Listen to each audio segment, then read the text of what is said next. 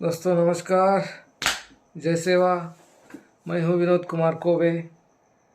Voice of Adivasi channel पर आपका स्वागत है।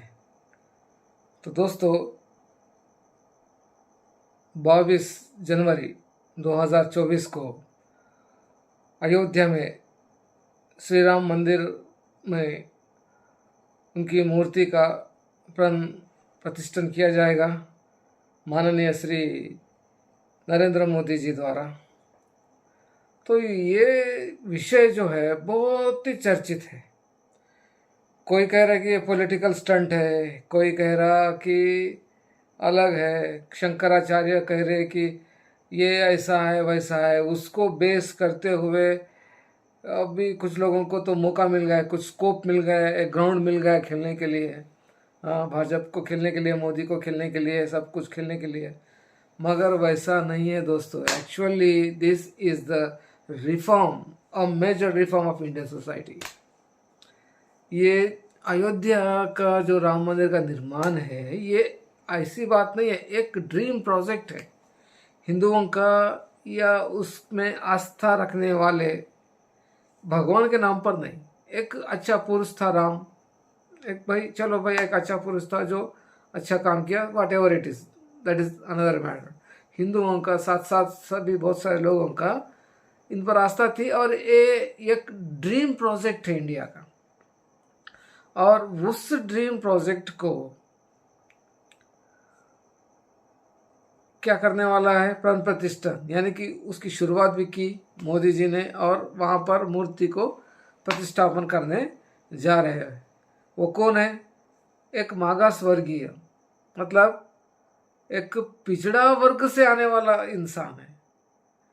तो सरल बात है, अपर कास्ट वालों को तो दगदग हो गई। तो ये शंकराचार्य जो है, ये चार लोग, ये इतना बड़ा भड़कने का कारण बस वही है। आया समझ में? ये ब्राह्मण जो लोग है ना, आप चाहे कुछ भी करो, कुछ भी करो, इनकी ये मानसिकता, ये संकुचित मानसिकता जाएगी नहीं। ये औरों को कम ही समझेंगे, चाहे कुछ भी हो। ये इसमें ही नहीं, ये रेसिज्म सिर्फ इसमें ही नहीं रहता। चाहो आप क्रिश्चियनिटी देखो, चाहो आप इस्लाम देखो, या कुछ भी देखो, हर इसमें रहता है। ये अरब वाले अपने जो सब कॉन्टिनेंट्स, इंडियन सब कॉन्टिनेंट जो जाते हैं, उनको वो मानते नहीं। उनको कुछ और तरीके से बुलाते हैं। मैं अभी यहाँ इस मंच से नहीं बोल सकता। तो उसी तरह जैसे ही ये जो क्रिश्चियनिटी है, वहाँ के जो वाइट कलर्ड लोग रहते हैं, जो ब्लैकिश वालों को जितना क्या बोलते हैं, रेस्पेक्ट देना चाहिए था, उतना नहीं देते। ये रेसिज्म डेफिनेटली रहता है। अभी हाल ही में, आज ही के दिन देखिए, रामास्वामी जो यानी डेमोक्रेटिक पार्टी से यूएसए का कॉन्टेस्टेंट था, उसके लिए कितनी बातें कही गई, कितनी वीडियोस है। मैं अगली बार उसका वीडियो लेकर आऊँगा बढ़िया से, उसको आपको कुछ वीडियो क्लिप्स भी यहाँ डिस्प्ले करूँगा, जिससे आपको पता चलता है कि वो लोग क्या बोल रहे हैं। चलो फिर अपने टॉपिक पर आते हैं। तो ऐसी बात है, ये एक रिफॉर्म है। Who is Shankaracharya? What the hell, हाँ, what the hell is doing for the country? उन्होंने क्या कर रहा है? उन्होंने कौन है भाई? उन्होंने बैठ के क्या डिसाइड करने वाला है?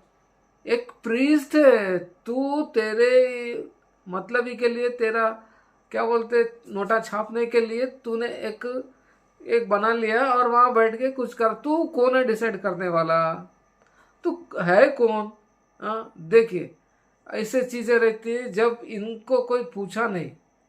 यानी कि जो करना है वास्तविक तरीके से उन्होंने किया, उन्होंने बहुत परिश्रम किया, और वो लोग उसका ये कर रहे हैं। और जाकर अभी क्या करेंगे?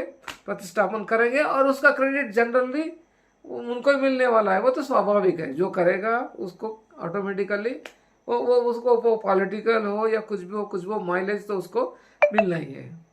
तो ये लोगों को क्या जाने वाला है? तो चार शंकराचार्य में ये है, वो कैसा हाथ लगाता, ये कर। अबे तू कौन है बोलने वाला? उसने किया, एक ट्रस्ट बनाया, कोर्ट ने ट्रस्टी उनको बुलाए और वो जा रहे और अपना काम वो कर रहे हैं। तूने क्या किया? अंधविश्वास फैलाया, धर्म के नाम पर लोगों को लूटा। क्या किया तूने? हाँ, अभी इंडियन सोसाइटी क्या कर रही है? रिफॉर्म हो रही है। ऐसे लोगों का सुनने का नहीं है। Who is he to decide what is what? Yes, अभी आया समझ में। जो पढ़े लिखे लड़के रहते हैं, जो पढ़े लिखा यूथ है, युवा है, वो अपनी सोच बदल कर अभी करने वाले हैं। जैसे ही इसको प्राण प्रतिष्ठा करेंगे, मोदी जी करेंगे, ऐसा नाम आते ही उनकी जो मानसिकता, संकुचित मानसिकता है, वो बाहर आ गई है। ये लोग ऐसे ही सोचेंगे। इनका क्या सुनने का? ये कौन है डिसाइड करने वाले समाज को?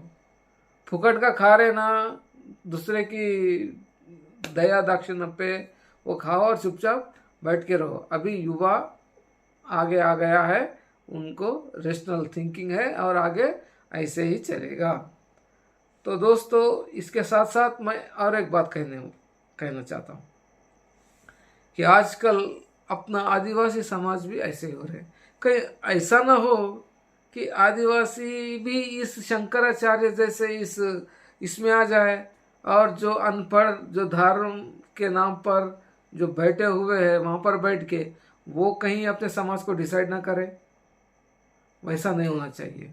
रेशनल थिंकिंग, अपन स्वतंत्र है, अपने मर्जी के है और अपनी परंपरा निभाने का है, मगर ऐसे वन मैन शो नहीं चलेगा। यानी कि एक क्या बोलते हैं, ह्यूमन सेंट्रिक व्यवस्था अपन को नहीं चलेगा। नो बडी कैन सिंगल, यानी कि एक सिंगल आदमी डिसाइड नहीं करना चाहिए। अपनी के संगठित व्यवस्था है, अपन एक संघ की तरह रहते हैं और मिलकर लेते हैं, सभी जने मिलकर कुछ डिसीजन लेते हैं। अगर अपन वैसे चीज़ों को एंटरटेन करेंगे, अपन और पीछे धर्म की तरफ या ऐसे धर्म का अंधविश्वास की तरफ पीछे पीछे भागेंगे, तो बस ऐसे ही शंकराचार्य अपने आदिवासी समाज में भी हो जाएंगे और वो बोलेंगे नहीं धर्म में ऐसा है ना वैसा है, ना ऐसा नहीं करने का। अरे कौन बोला यार ऐसा ना वैसा? सोसाइटी जिसको एक्सेप्ट कर रही है उसको एक्सेप्ट करना चाहिए। Who the hell are you to tell us? So इस तरह से नहीं होना चाहिए। आगे बढ़कर अपनी सोसाइटी भी एक सिंगल पर्सन सेंट्रिक नहीं होना चाहिए। फिर वो प्रीच करेंगे, अपन सुनना पड़ेगा, अपन वो रहेगा अड़ा नहीं, उसका सुनना पड़ता, और अपन पढ़े लिखे रह के भी कोई फ़ायदा नहीं है। तो my dear friends, my dear brothers, so just यानी कि मेरी बातों को आप ध्यान से देखिए। अपन को उस तरफ जाना नहीं है, अपन को वो पिछला ज़माने में जाना नहीं है। अपना वैसा कुछ है नहीं। अपन को वो हिंदू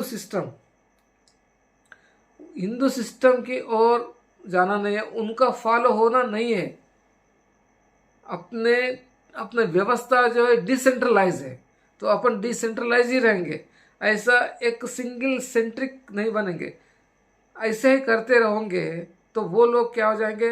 पावर यानी कि एक सेंट्रिक हो जाएगा सिस्टम और वो पावर हाउस बन जाएंगे और वो लोग जैसा बोलेंगे वैसा चलेगा। कुछ बोलेंगे ऐ तू धर्मशास्त्र के विपरीत जा रहा है, तू ये कर रहा है, तू वो कर रहा है। नहीं, ऐसा नहीं होना चाहिए।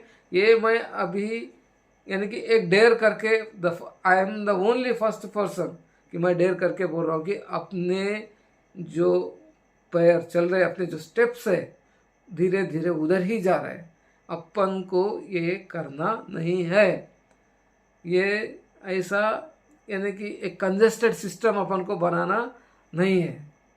तो दोस्तों, मेरी बात आपको समझ में आई होंगी।